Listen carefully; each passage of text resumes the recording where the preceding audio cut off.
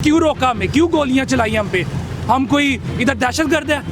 लाश ही नहीं दी जा रही, लाशें उठा ली गई हैं। ठीक है ना, क्या मेडिकल होगा, क्या मतलब बता ही नहीं रहे। रियासत तो माँ की तरह होती है, तो ये तो इंतहाई बर्बरियत है। ऐसा तो इसराइल में हमने देखा है मीडिया के थ्रू। तो 3 दिन पहले जब अभी उनका अमन मुआहदा नहीं हुआ था, उससे भी 1 दिन पहले इन्होंने घर पे जो है मजर रहमतुल्लिल आलमीन पे जिस तरह बदतरीन तशद्दुद किया है, कारकुनान को शहीद किया है, ये कोई जवाब बनता ही नहीं है। एक प्रोटेस्ट जो है। मैं हूं सुफियान रज़ा। मैं इस वक्त पहुंचा हूं ऐवान अदल के बाहर, जहां पे वकला बरादरी की तरफ से जो है वो एहतजाजी मुजाहरा किया जा रहा है। हम इनके मुतालबात जानते हैं और देखते हैं इनके इकट्ठे होने का यहाँ पे मकसद क्या है। आज देखा जाए सुबह मुरीद के पे ऑपरेशन किए गए, उसके बाद ये इकट्ठे हुए। सर बताएं, क्या मकासद हैं आपके एहतजाज करने के, क्या मुतालबात हैं? सर हमारे तो वही मुतालबात है और वही मकासद है जो कायदे आज़म मोहम्मद अली जिन्ना के थे।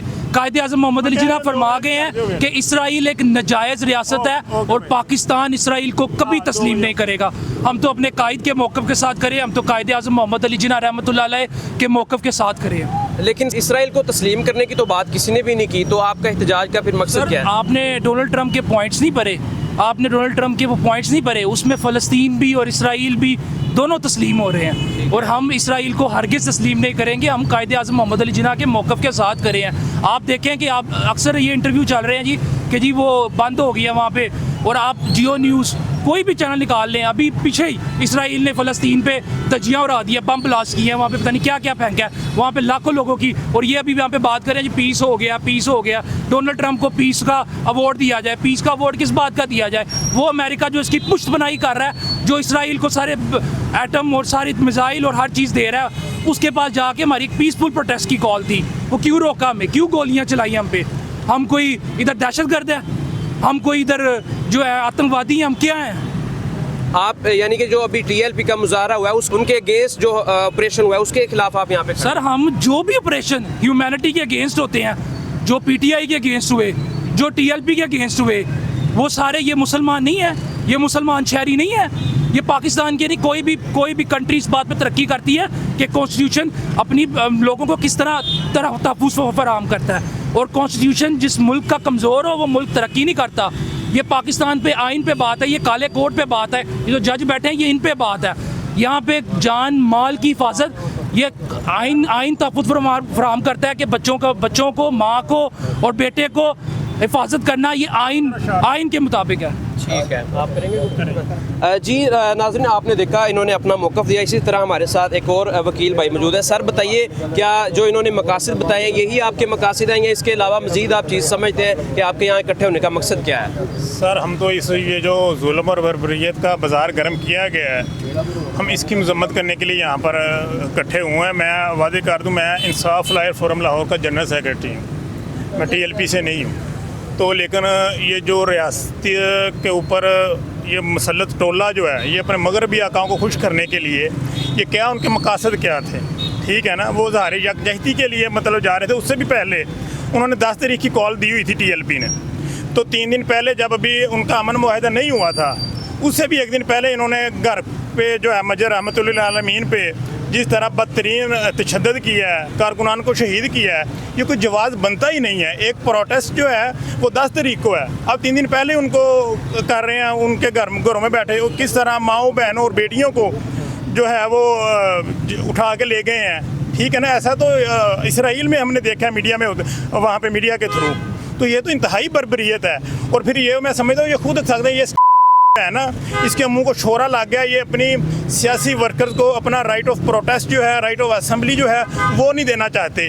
बेसिकली ये जो फार्म 47 की इन्होंने हुकूमत मुसल्लत की है, ये नहीं चाहते कोई भी अवामी ऐसा आम कामन वर्कर जो है वो किसी भी पार्टी से हो वो बाहर निकले और इनका जो तख्ता जो है वो दरम हो जाए। ये अवाम के ऊपर जो है वो गोली का, बारूद का वो इस कदर जो है रोब जमाना चाहते हैं ताकि कोई कॉमन वर्कर जो है, पॉलिटिकल वर्कर जो है वो बाहर निकले ही ना। और इनकी ये जो हमारे जो है उनकी ये जो तसल्लुत जो है वो यूं ही कायम रहे।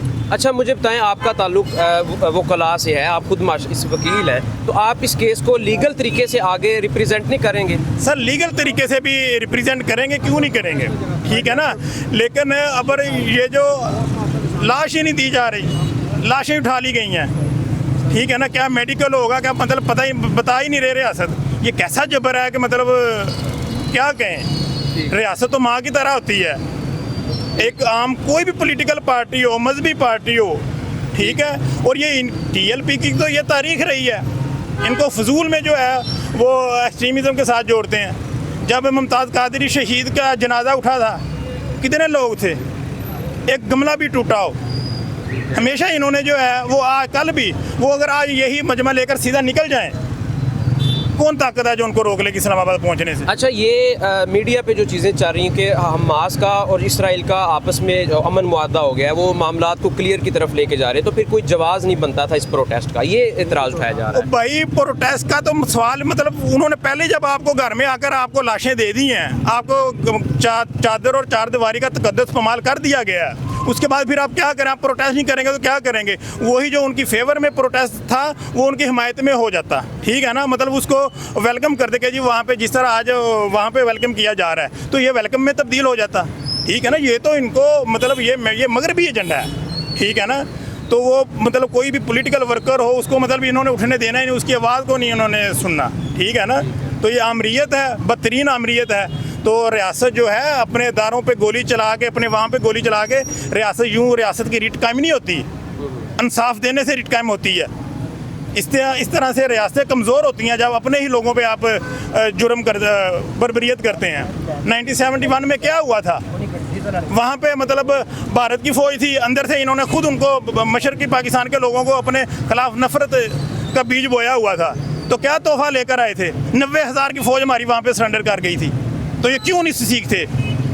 जी नाज़रीन, तो आपने देखा, इनका कहना है कि ये बज़ाहिर किसी सियासी मजहबी जमात के साथ बाकायदा तौर पर वाबस्ता नहीं है, मगर इनकी आवाज़ जुल्म और बर्बरियत के खिलाफ है, इंसानियत के हक़ में आवाज़ उठा रहे हैं। आज जो ऑपरेशन हुआ है मुरीद के में, उसके खिलाफ यहाँ पर ये एहतजाजी मुज़ाहरा कर रहे हैं। इसी के साथ हमें इजाज़त है, मिलेंगे इंशाअल्लाह फिर किसी व्लॉग। अल्लाह निगहबान। लब्बैक